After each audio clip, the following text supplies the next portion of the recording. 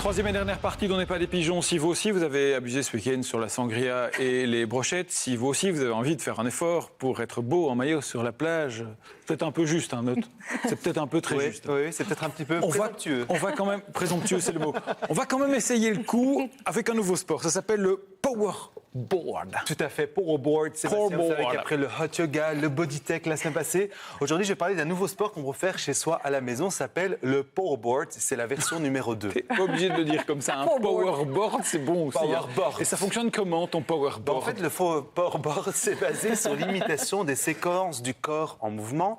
En gros, la machine va émettre des oscillations qui vont permettre justement de solliciter les muscles du corps, qui vont faire travailler vos muscles du haut jusqu'au bas, et justement qui vont permettre justement de faire une séance de sport rapidement, chez vous, à la maison, et sans que ce soit trop compliqué à faire. On dirait le mec de la publicité qui parle dans le poste.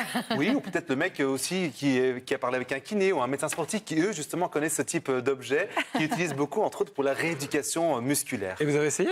J'ai essayé, on va pouvoir le voir ici en image, effectivement. Vous avez essayé le powerboard? J'ai essayé le powerboard, vous voyez que l'oscillation est très très forte. On voit qu'ici je fais des faux abdos et on sent déjà, regardez, au niveau des mollets, justement,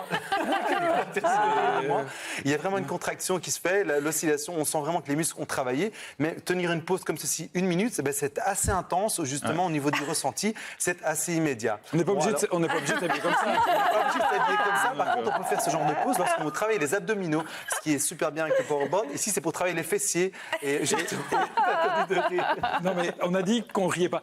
Ça s'adresse à qui, sincèrement? Ça s'adresse à tous, hommes ou femmes, jeunes ou moins jeunes, sportifs ou pas. Il y a 2 types de catégories de personnes qui peuvent être intéressées.